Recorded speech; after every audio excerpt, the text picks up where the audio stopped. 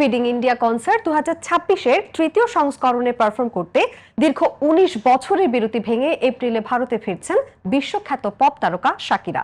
তিনি আগামী 10 এপ্রিল মুম্বাই এবং 15 এপ্রিল দিল্লিতে কনসার্ট করবেন। এই নিয়ে বিস্তারিত থাকছে এবারের আয়োজনে।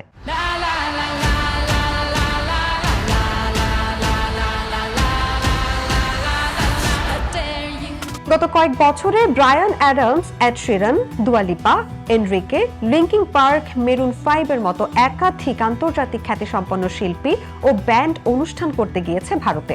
তবে এশিয়া মহাদেশে লাতিন শিল্পী শাকিরার জনপ্রিয়তা উপরোক্ত শিল্পীদের তুলনায় কম কিছু নয়। এবার 19 বছর পর ভারতে অনুষ্ঠান করতে আসছেন তিনি। দাতব্য সংস্থা ফিডিং ইন্ডিয়া এবং জোম্যাটোর উদ্যোগ ডিস্ট্রিক্ট বাই জোম্যাটো এর যৌথ আয়োজনে অনুষ্ঠিত হবে ফিডিং ইন্ডিয়া কনসার্ট 2026।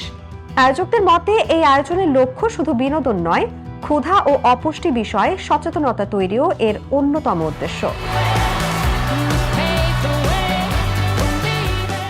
মুম্বাইয়ে তিনি পারফর্ম করবেন মহালক্ষ্মী রেসকোর্সে এবং দিল্লিতে জওহরলাল নেহেরু স্টেডিয়ামে। কনসার্টে শাকিরার পাশাপাশি আন্তর্জাতিক ও ভারতের আরও কয়েকজন শিল্পী অংশ নেবেন। এক বিবৃতিতে শাকিরা বলেন, ভারতে পারফর্ম করা সবসময় তার জন্য বিশেষ অভিজ্ঞতা। মুম্বাই ও দিল্লির ভক্তদের সঙ্গে আবারও যুক্ত হতে পেরে তিনি রোমাঞ্চিত। তিনি জানান, ফিডিং ইন্ডিয়া কনসার্ট শুধু সঙ্গীতের আয়োজন নয়, এটি এমন একটি উদ্যোগ যেখানে সবাই মিলে নিশ্চিত করার চেষ্টা করা হচ্ছে যাতে প্রতিটি শিশু তার বেড়ে ওঠার জন্য প্রয়োজনীয় পুষ্টি পায়।